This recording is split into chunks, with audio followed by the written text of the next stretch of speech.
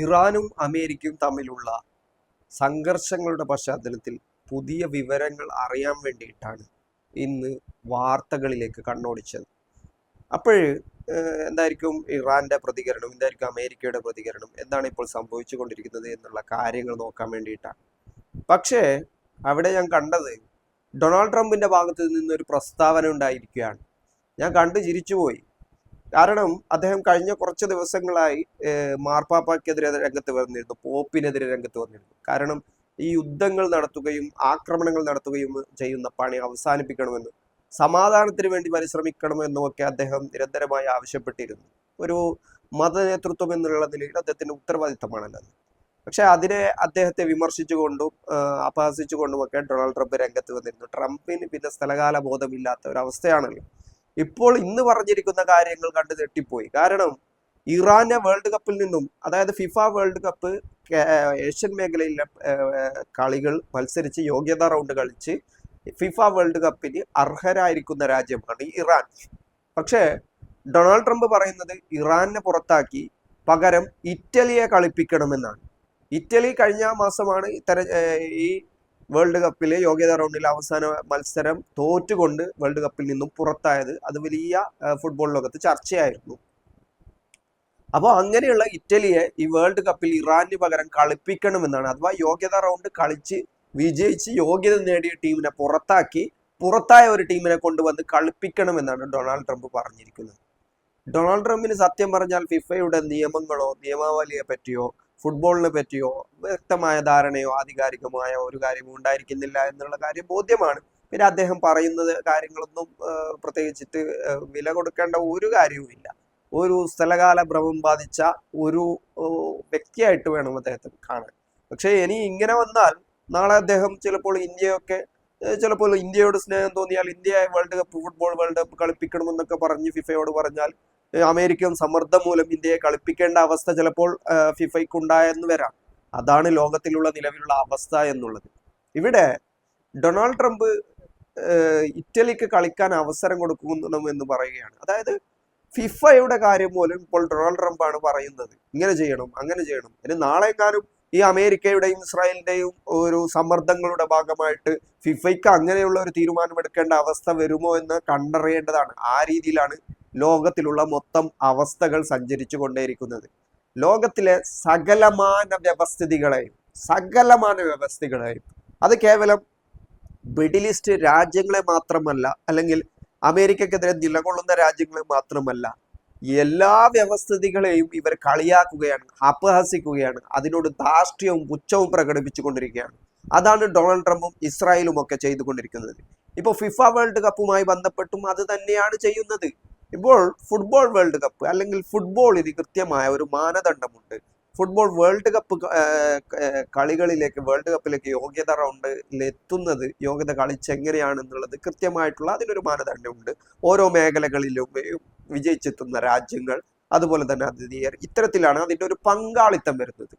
അതൊക്കെ മാറ്റി നിർത്തിക്കൊണ്ട് ലോകത്തിലെ വൻ ശക്തികൾ, ഏറ്റവും കൂടുതൽ ആയുധവും ശക്തിയും സൈന്യവും മറ്റുള്ള സമ്പാദ്യവും വ്യവസ്ഥിതിയും ഒക്കെ നിയന്ത്രിക്കുന്ന ആളുകൾ ഇന്ന ആളുകൾ കളിക്കൂ, ഇന്ന ആളുകൾ കളിക്കണ്ട എന്നൊക്കെ തീരുമാനിക്കാൻ തുടങ്ങിയാൽ ഇതിന്റെ അവസ്ഥ എന്താകും? എന്ത് തെറ്റായ ഒരു ഭാഷയാണ് ഇദ്ദേഹമൊക്കെ സംസാരിക്കുന്നത്. ഇതിന് ഫിഫ എന്തെങ്കിലും മറുപടി പറഞ്ഞു? ഇതുവരെയായിട്ടും ഫിഫയുടെ ഭാഗത്തു നിന്നും ഒരു പ്രതികരണവും ഉണ്ടായിട്ടില്ല. ഇനി ഫിഫയെ സംബന്ധിച്ചിടത്തോളം കഴിഞ്ഞ കാലങ്ങളിൽ റഷ്യയിൽ ഒരു വേൾഡ് കപ്പ് നടന്നു. അതിനുശേഷം റഷ്യ മറ്റൊരു യുക്രൈൻ യുദ്ധവുമായി ബന്ധപ്പെട്ട് റഷ്യക്കെതിരെ അതിശക്തമായ നിലപാട് അന്ന് ഫിഫ എടുത്തു. യുദ്ധം നടത്തുന്നു, യുക്രൈൻ ആക്രമിക്കുന്നു എന്നതിന്റെ പേരിൽ. പക്ഷെ ഇപ്പോഴെന്താണ് സ്ഥിതി? അമേരിക്കയും ഇസ്രായേലും ലോകമെമ്പാടും നിരനായിട്ട് നടത്തിക്കൊണ്ടിരിക്കുകയാണ്. എന്തെങ്കിലും അനക്കം ഫിഫയ്ക്കുണ്ടോ? ഇനി ഫിഫ ഇപ്പോൾ പറഞ്ഞ കാര്യങ്ങൾ, ഈ വേൾഡ് കപ്പ് നടക്കാൻ പോകുന്നത് USA-യിലും അതുപോലെ തന്നെ മെക്സിക്കോയിലും ഒക്കെ ആയിട്ടാണ്. ഇനി അങ്ങനെ നടക്കാൻ പോകുന്ന വേൾഡ് കപ്പിൽ ഇവർ തീരുമാനിക്കുകയാണ് ഇറാനെ പങ്കെടുപ്പിക്കുന്നില്ല. കാരണം ഇറാനും അമേരിക്കയും തമ്മിലുള്ള യുദ്ധം മൂലം ഇറാന് പങ്കെടുക്കാനുള്ള ഒരു സാഹചര്യമില്ല എന്ന് പറയുകയാണ്. എന്നിട്ട് പകരം മറ്റൊരു ടീമിനെ അവർ തന്നെ തീരുമാനിക്കുകയാണ്. ഇതിങ്ങനെ പോയാൽ എന്താകും സ്ഥിതി? ലോകത്തിലെ കളികളുടെ നിയമങ്ങൾ പോലും ഇവർ തന്നെ തീരുമാനിക്കുന്ന ഒരു സ്ഥിതി വിശേഷത്തിലേക്ക് എത്തുമോ? സംശയമാണ്. അപ്പോൾ ഇപ്പോൾ സംഭവിച്ചിരിക്കുന്ന കാര്യങ്ങൾ ഇറാനെ സംബന്ധിച്ചിടത്തോളം വളരെ പ്രശ്നമാണ്. കാരണം ഇപ്പോൾ ഫിഫ യഥാർത്ഥത്തിൽ എന്ത് നിലപാടാണ് സ്വീകരിക്കേണ്ടത്? ഒരു കായികപരമായിട്ട് ഒരു കായികത്തിന് പ്രാധാന്യം കൊടുക്കുന്ന, കളിക്ക് പ്രാധാന്യം കൊടുക്കുന്ന, യുദ്ധങ്ങളെ എതിർക്കുന്ന, അല്ലെങ്കിൽ ആക്രമണങ്ങളെ എതിർക്കുന്ന, മനുഷ്യാവകാശ ഭാഷയിൽ സംസാരിക്കുന്ന ഒരു സംഘടനയാണെങ്കിൽ ഫിഫ അമേരിക്കയെ തള്ളിപ്പറയേണ്ടതും യുദ്ധങ്ങളെ തള്ളിപ്പറയേണ്ടതും, നിലവിൽ അവർക്ക് അനുവദിച്ചിരിക്കുന്ന വേൾഡ് കപ്പ് പോലും നേരത്തെ റഷ്യയോടുള്ള സമീപനം വെച്ച് സ്വീകരിച്ചാൽ, അത്തരം സമീപനം സ്വീകരിച്ചാൽ അമേരിക്കക്ക് വേൾഡ് കപ്പ് അമേരിക്കയിൽ നിന്നും മാറ്റേണ്ടതാണ് യഥാർത്ഥത്തിൽ ചെയ്യേണ്ടത്. പക്ഷെ അങ്ങനെയൊക്കെ ചെയ്യുന്നുണ്ടോ? ഒന്നും ചെയ്യുന്നില്ല. പകരം യോഗ്യത നേടിയ ഇറാന് കളിക്കാനുള്ള അവസരം പോലും ഇല്ലാത്ത ഒരു സാഹചര്യത്തിലേക്ക് കാര്യങ്ങൾ എത്തുകയാണ്. ഇറാനെ സംബന്ധിച്ചിടത്തോളം പല പ്രശ്നങ്ങൾ അവർ അഭിമുഖീകരിക്കുന്നുണ്ട് ഈ ഫുട്ബോളിൽ തന്നെ.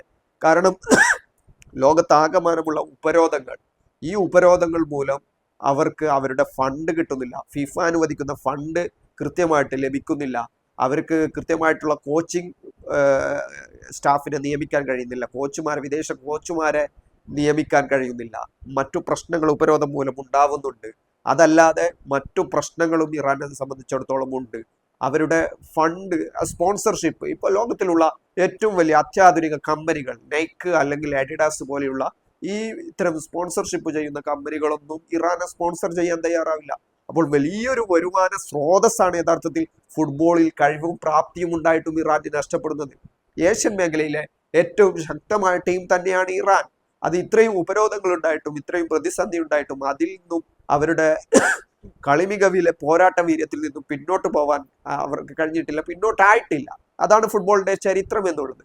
അങ്ങനെയുള്ള ഒരു ടീം ഇത്രയും പ്രതിസന്ധി അഭിമുഖീകരിക്കുമ്പോൾ ഇപ്പോഴും വേൾഡ് കപ്പിലേക്ക് അവർക്ക് യോഗ്യത നേടാൻ കഴിയുന്നു. യോഗ്യത നേടിക്കൊണ്ട് അവർ വേൾഡ് കപ്പിലേക്ക് എത്തുന്നു. പക്ഷേ അമേരിക്കയുടെ നയം മൂലം അവർക്ക് വേൾഡ് കപ്പിൽ കളിക്കാനുള്ള അവസരങ്ങൾ ഇല്ലാതാവുന്നു.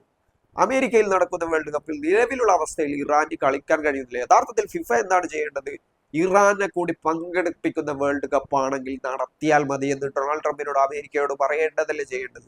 അല്ലെങ്കിൽ ഈ ആതിഥേയ രാജ്യങ്ങൾ തങ്ങൾ നടത്തിയ യോഗ്യതാ റൗണ്ട് മത്സരങ്ങൾ വിജയിച്ച എല്ലാ രാജ്യങ്ങൾക്കും അവസരം നൽകണം.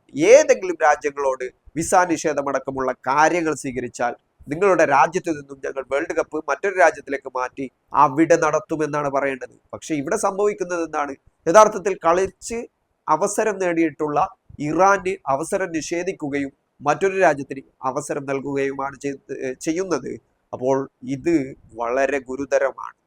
കാര്യങ്ങൾ ഇങ്ങനെയൊക്കെ ആയി മാറിയാൽ ഡൊണാൾഡ് ട്രംപും ബെഞ്ചമിൻ നെതന്യാഹുവും മറ്റുള്ള ആളുകളുമൊക്കെ കളിക്കേണ്ട ആളുകളും, ക്രിക്കറ്റ് കളിക്കേണ്ട രാജ്യങ്ങളെയും ഫുട്ബോൾ കളിക്കേണ്ട രാജ്യങ്ങളെയും അതിൽ അംഗങ്ങളാക്കേണ്ട ആളുകളെയൊക്കെ തീരുമാനിക്കാൻ തുടങ്ങിയാൽ ഇത് വല്ലാത്ത പ്രതിസന്ധിയിലാവും. ഫിഫയെ സംബന്ധിച്ചിടത്തോളം അവർ എന്തിന് വിധേയപ്പെട്ടാണ് പ്രവർത്തിക്കുന്നതെന്ന് ലോകത്തിന് മുന്നിൽ കാണിക്കാവുന്ന അത്തരം കാഴ്ചകൾക്കാണ് യഥാർത്ഥത്തിൽ നിലവിലുള്ള ലോക സാഹചര്യം സൃഷ്ടിക്കപ്പെട്ട അവസ്ഥകളിൽ നിന്നും മനസ്സിലാക്കാൻ കഴിയുന്നത്. നിലവിൽ ഫിഫയുടെ ദൗർബല്യം എന്താണെന്നും ഫിഫ ഉയർത്തിക്കൊണ്ടുവന്ന മാനവിക ബോധങ്ങൾക്കപ്പുറം രാഷ്ട്രീയ താല്പര്യങ്ങൾ എല്ലാ സമയത്തും ഫിഫയിൽ വർക്ക് ചെയ്യുന്നുവെന്നുള്ള ബോധ്യങ്ങളാണ് ഇപ്പോൾ നടന്നിട്ടുള്ള ഇത്തരം സംഭവ വികാസങ്ങളിലൂടെ വ്യക്തമാവുന്നുള്ളത്.